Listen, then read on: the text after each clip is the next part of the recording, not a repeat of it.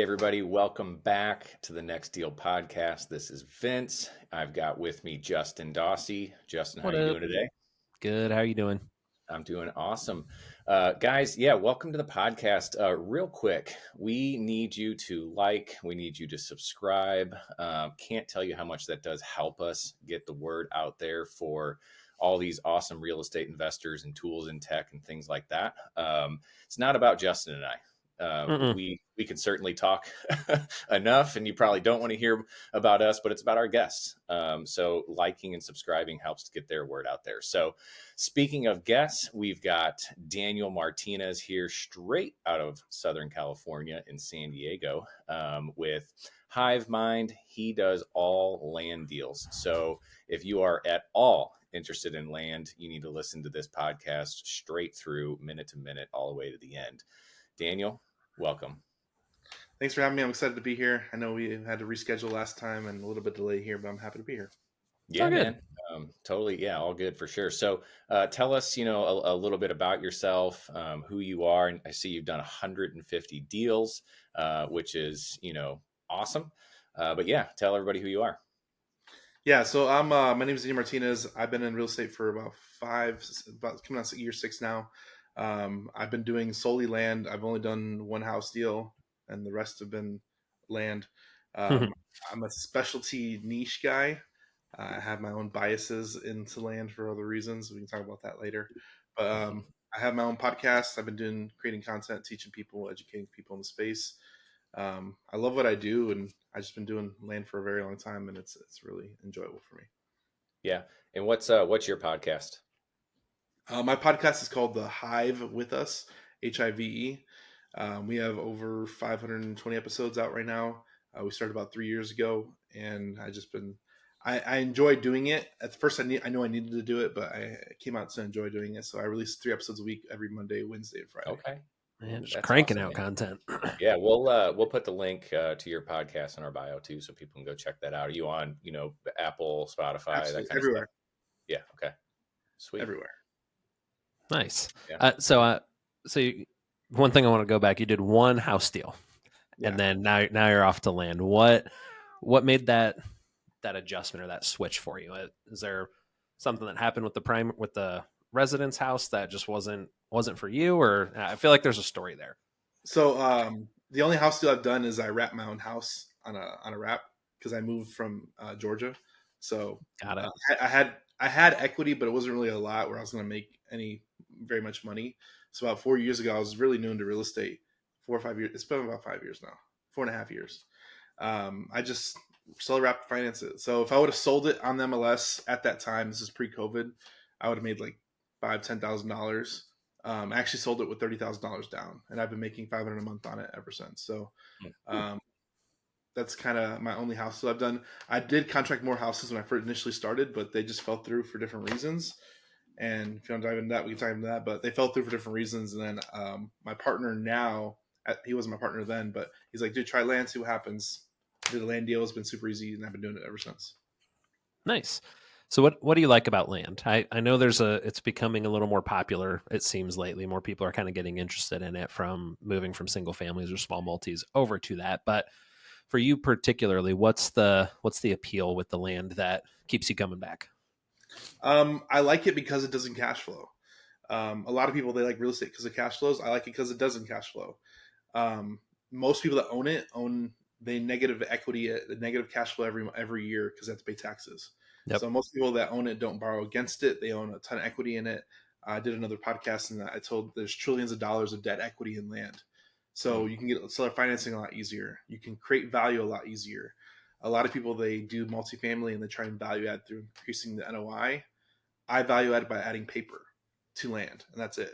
So it could be through subdivision, it can be entitlement, or it could be through seller financing. Got it. Okay. So you're taking that was going to be my next question, is what are you typically doing with the land? So you're doing entitlement, subdivision type stuff. Are you ever like taking that land and wholesaling it to somebody else or flipping it, or are you more on the like entitlement subdivision side of things? My model's kind of been wholesaling. So all my deals I sell to the retail market. So when you wholesale, you take a haircut to send to your end buyer, make sure there's a profit spread. We just take it straight to the market. So either we get private financing to close on it and list it, and then we essentially wholesale it as kind of our base model. But we try and take everything to market that we contract. Okay. So even on seller finance deals, you're doing that too, where you've got the terms and, then you sell it at whatever rate you're selling it for. Absolutely. Got it. Very Where are interesting. you typically targeting land deals? More outside, Right now, I only do Texas urban? only. Yeah. I only do Texas only. And the reason why, Texas is a growing population state and there's a lot of land there. So I can focus on solely doing Texas only and I can kill it. Yeah. Lots of land in Texas. I don't know if you've ever driven through Texas, but that state takes forever to get through. Never driven through Texas, but always had an airplane, thankfully. Okay. Yeah. I did it one time, and I think I was at like 14 hours and was still in Texas. Jeez. Yep. Yeah. I used to be a truck driver, and I've driven. It took me. It was like I drove from literally. I was right outside Texarkana, and I drove all the way to El Paso. It was ridiculous. Long drive. Yeah, that's a whole day drive.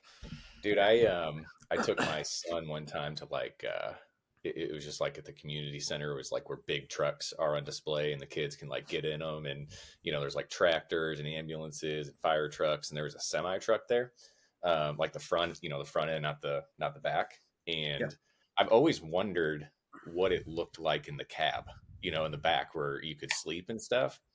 This dude was like absolutely tricked out, man. Had this bed in there, mini fridge. He had like Xbox, all the things in there, a bathroom, like a little mini sit down, toilet and stuff in there. It's crazy. On the back of that semi, it's like a little camper. Yeah. Those get up to like $250,000 because essentially an RV. Jeez. That pulls freight. Huh. Yeah. That's crazy. Well, cool, man. On the land side of things, I'm curious, like if somebody's getting new, just getting into land, right? What are some things you would, or someone who's interested in getting into land, what would you recommend for someone to get started on? Where to target, how to market, things like that. Like, what are some recommendations you could give to somebody who's interested in land? I do a lot bigger stuff these days. I'm closing on a $600,000 60-acre land parcel next week. Maybe this week. It's supposed to, it's delayed. I'm waiting on the title to clear it, but nice. A lot of it is the smaller stuff. It's you have to sell to builders. There's a lot of people in Florida. They do like 10, 15 deals a month, and all they do is they look at comps. Hey, if I can get a 5,000 square foot lot and sell it for 30 grand, I'm gonna send out blind offers for 10 to 15, and I'm gonna make. And if somebody wants 20, you still do it, and you essentially reverse wholesale to $10,000 assignment fee. So there's guys that do that all day long all over Florida. It's very predictable in Florida. I would say if you're doing small lots, sell to builders, do small stuff. A lot of land investors as a whole, they usually do that $100,000 price point or less. I'm like $500,000 and up. I like bigger properties with bigger spreads because we can make bigger profit. It's been an interesting journey to get there, but I've kind of moved up to, I try and make at least 50 grand per deal that I do. Okay. Nice.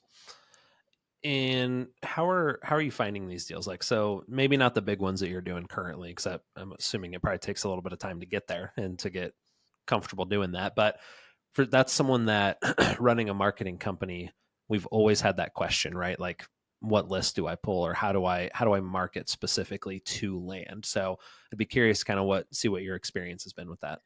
So when I initially started this, I was doing PPC.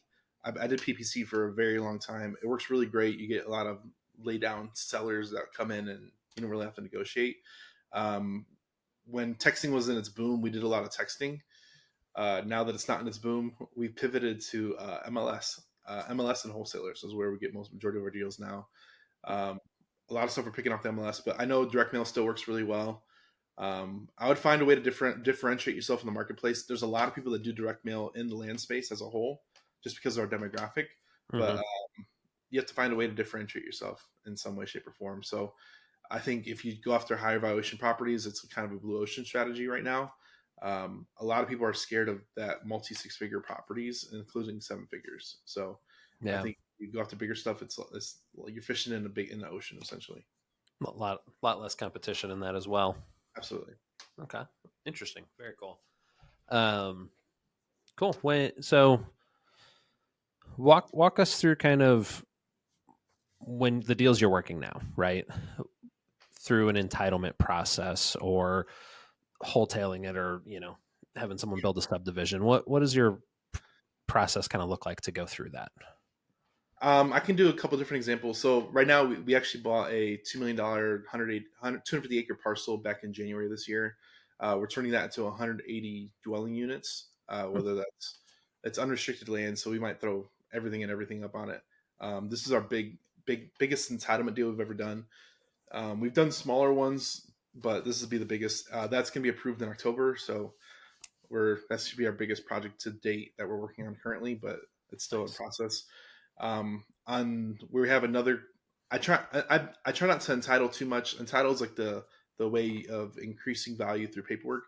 Mm-hmm. I try not to entitle too much because it takes too long. So we've done a couple of these in different sizing. We're working on a 5.5 acre. We're turning into 11 lots.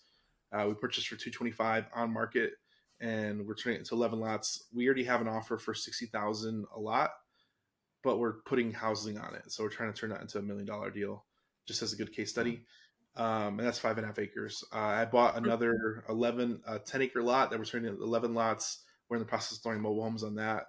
And we have 3 going on in the next 30 days out of the 7 lots. And then we're going to roll the cash into the other mobile homes. But we try not to entitle because it takes too long.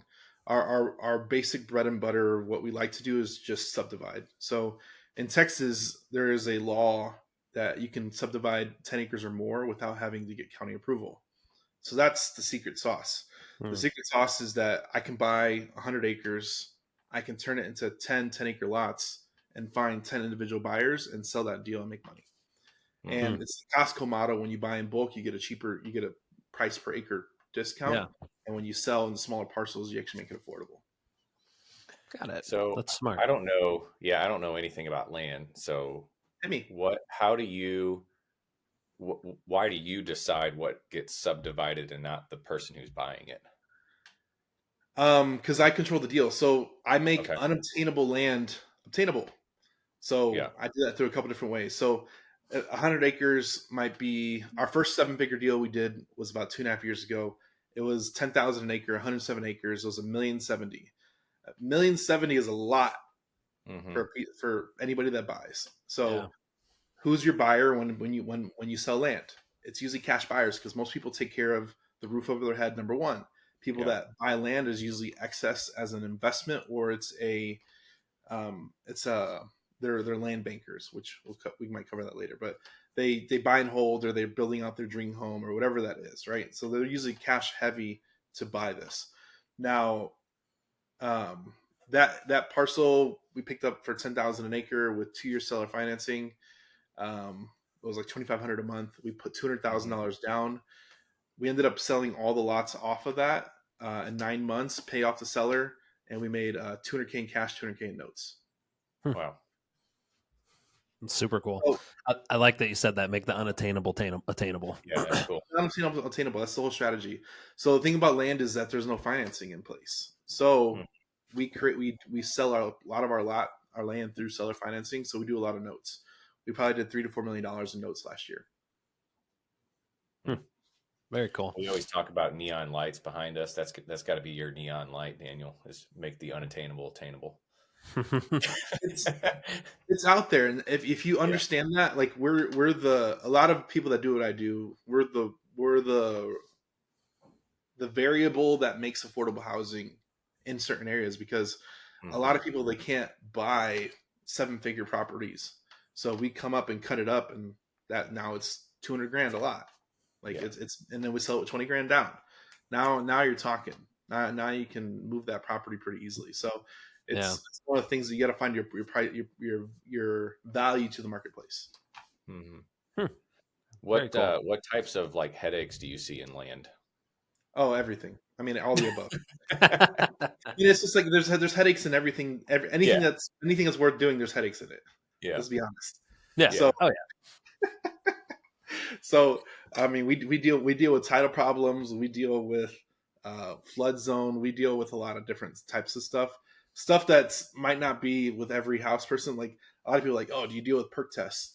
No, I don't do small land. If I do small land, I have to perk test a lot to make sure I can put a septic system.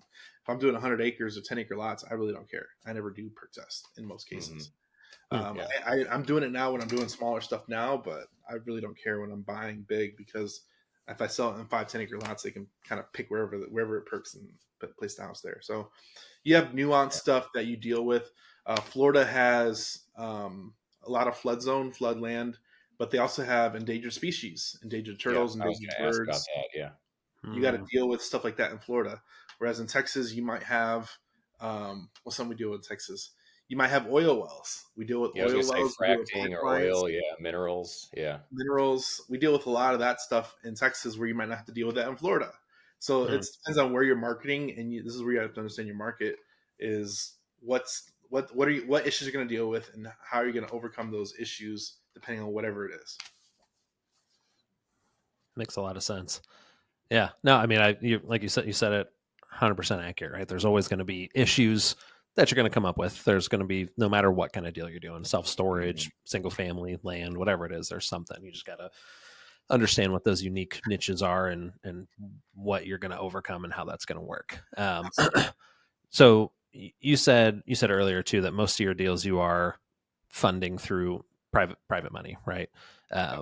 Getting those deposits. How has, this is something I know I've had people ask before, but what is your typical, if you're just starting out to try and build those relationships with people for funding bigger type deals and stuff like that? How have you guys gone about that process? It has been extremely difficult. There is billions, if not trillions, of dollars for houses and storage and multifamily. All the money in the world. You can talk to anybody, and everybody understands single family. When I have to, when I raise money through land, I have to build. I have to like educate them from A to Z how we do it, because a lot of people just don't understand. It doesn't make sense to them. Why would you buy land that doesn't cash flow? That doesn't make sense. You can't lease it. You can't put a tenant in it. Like that doesn't make sense to most people's brains. So we have to like Yeah. educate them, and then we have to put them in small transactions early on to build that credibility and relationship, and then we can kind of roll them into bigger stuff. But it happens very slowly, and we've been focusing really heavily on raising capital recently, just because where we're heading, we need a lot more. We're looking into funds and syndications and doing stuff like that, just to kind of fill the gaps as needed. But it's been extremely difficult to raise money for land. That makes a lot of sense. People don't understand it as well. That's interesting. Yeah, I actually would not have thought about that until just now asking about it. So that's very interesting. Cool. What, I'm trying to think of how to phrase this. What's I guess what's like your guys' long-term goal with land? I know you said where you're heading, right? Like, is that something you guys are able to share? Just kind of where you're heading, what your goals are? Absolutely. I think we're projecting to do $10 million of transactions this year. We probably did 5 last year. We're trying to do 10. I was telling my students, like the goal is 100 million. I don't think we'll hit it next year, but I think 2025 or 2026, let's say 2 years from now, we're going to try to do it. We're trying to do 100 million, and it happens pretty easily with bigger transactions, just because my 180 lot deal is a $30 million deal, hypothetically, once it's entitled, and all we need is we have seller financing through the seller, and our capital partner's on for 18 months. So we're trying to push that deal out where we can sell $30 million worth of land without having to actually sell the deal. Or kind of refi is the other option too. So if you have the ability to raise your own money, you can stabilize a deal and sell it to yourself, hypothetically. So yeah, that's a good point. Interesting. That's very cool. Yeah, I mean that makes sense too. With larger deals, you're doing 3 deals to get that, right? Like you said, absolutely. that 180. Absolutely, yeah. Most of our deals we buy, like my acquisitions team is like 2 people, and my dispo is like 30, because I create inventory whenever I sell. So I need a lot more salespeople than I do acquisitions, and I just hired a new acquisitions. He's killing it. He locked up like $4 million in deals last month. Oh, nice. Yeah, that doesn't suck at all. No. How big did you say your team was? I have right now it's about 35. Okay. Okay. So got a lot of parts moving to make that happen. I mean, that's pretty similar to our team with Ballpoint and Call Porter combined. A larger team on there. So, um, how this is actually a good way to kind of take this. How have you guys managed that as you've grown? Right, like you didn't start with 35 people, right? From starting where you were 5-6 years ago to where you're at now. How has that kind of transition for you as the leader in the company? It's been interesting. This is the biggest organization I've ever run or helped run in general. You have to, especially when you're early, you have to hire people that have multiple hats to help carry some of the hats you're wearing. Because when you're first starting out, you have to wear all these different hats, which is okay. But as you get bigger, you have to like delegate and release. There's a delegation and a release factor. Yep. So we started our CRM company 3 years ago, and I don't operate anything in the CRM company anymore. Like I have virtual assistants and admins that kind of control all that.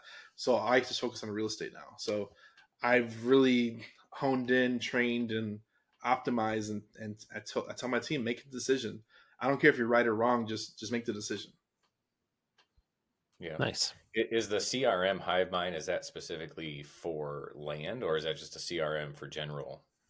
It's for. I mean, every business should have a CRM. I try not to push it now. It's not really my main focus now. It's still optional. People can still sign up for it. But it's built on a platform called GHL, and I was one of the Go high level. Yeah, I was one of the early agencies that came on. Like I said, I've been around 3 years. Most agencies popping up have been under 6 months or a year. So I was one of the early agencies that popped up, and I wanted to build my place in the marketplace. But GHL, as for all the agencies out there, you have to compete with other agencies. So I try not to compete with really too much. I still have my own clients. I still use it myself personally, but it's not my main focus anymore. So I'm just focusing on actually doing real estate itself. Yeah. Yeah. Sure. Because I always, with Call Porter, I talk to a lot of people who do land. They send direct mail, they do SEO, PPC, all that stuff. And they always ask for, CRM recommendations specifically for land. So yeah, that's basically what I was asking. Yeah, we have a lot of land investors that currently use us because that's who Yeah. we get tracked because we're land investors ourselves. Yeah. So we do help with that nuance, but I mean, it doesn't matter what you use or how you use it. Like I said, I'm not really trying to push GHL or Hive Mind or whatever the agency you are. It is what it is, but like I said, the biggest thing is find something that works for you and just use that. And I don't really care whatever it is. Yeah, agreed. You need just something, right? It's better than a pen and a paper, even if it's like a Google sheet, right? Just start somewhere. Have something to track all your stuff. Absolutely, absolutely. It's very, very important. And like I said, I've kind of pivoted away from GHL just because of all the competition that came up, and it's not really my main focus. So Yeah. I love the lane game, and that's what I've been like. If I can do, I've done 7 figures in the GHL space agency, but I'm just like, let me just do land. I can do that in one deal. Yep. Less work, I would imagine, too. Overall, would be my guess for that same amount of numbers. Less headache. Yeah, And less headache. Yep, 100%. You fun. mentioned a little earlier about your students, so I'm assuming you teach people how to invest in land. Is that Absolutely. accurate? Okay, tell us a little bit about that and how people can get in touch with you. So I have a website called milliondollarlandmastermind.com. I teach, I do weekly calls, education. I have courses out there. They're from $1 to a few $100.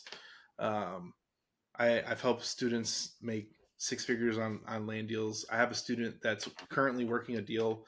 He's actually doing a bigger deal, and he's making like 7 figures projected on it. So Nice. there's a lot of opportunity in the land space. And if you're trying to make bigger money, you have to do bigger transactions, and usually bigger transactions are capped off based off of whatever asset type you're going after. So that's why people graduate into other asset classes, because they're trying to chase bigger fees. With bigger fees, you can pay people more, you can bring better people into the business.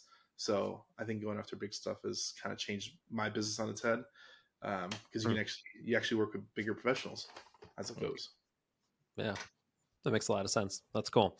Yeah, if you guys are interested in getting into any sort of land investing, make sure you reach out to Daniel's team and get a call set up. Do you guys do like a initial call, or people just go online and sign up? People just go online and sign up. Like I said, I have a lot of people. If you find me anywhere online, I'm Daniel Hive Mind on YouTube.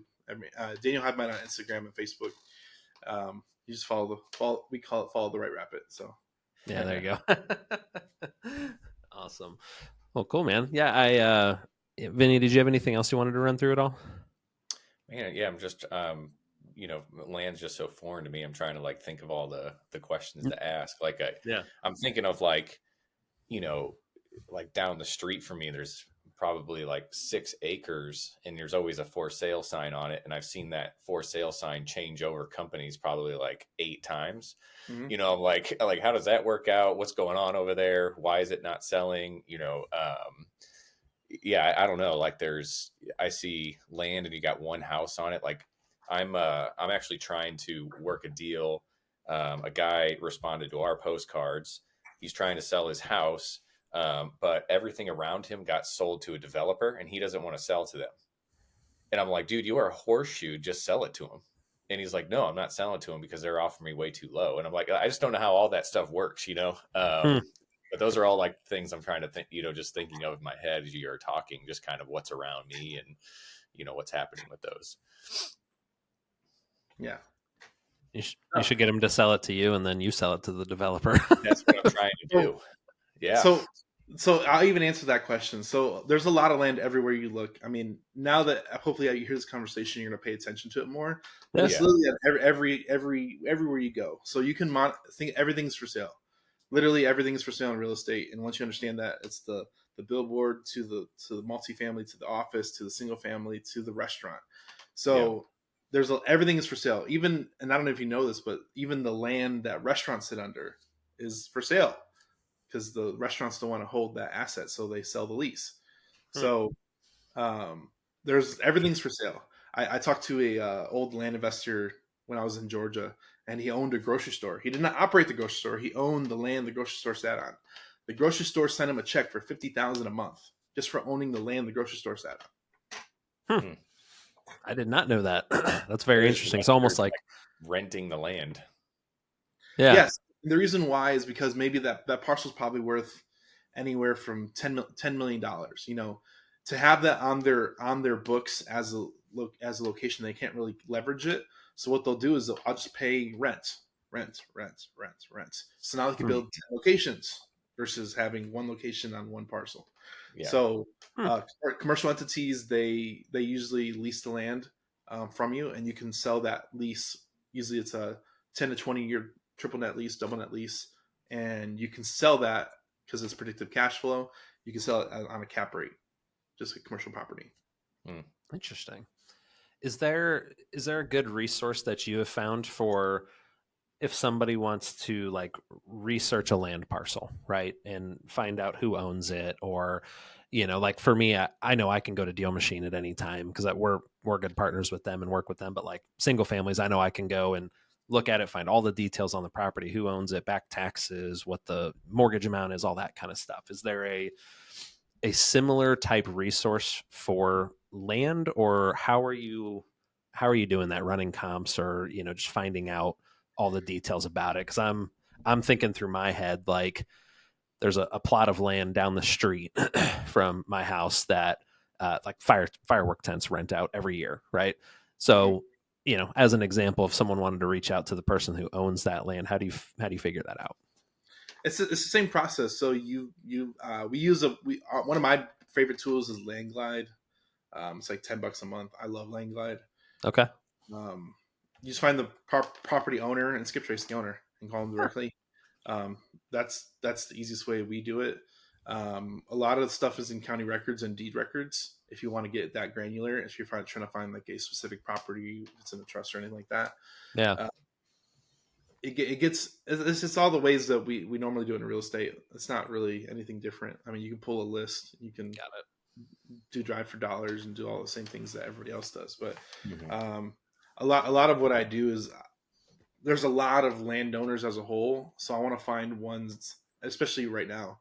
I want to find ones that raise their hand and are ready to sell. So what's that to me? It's stuff in the MLS.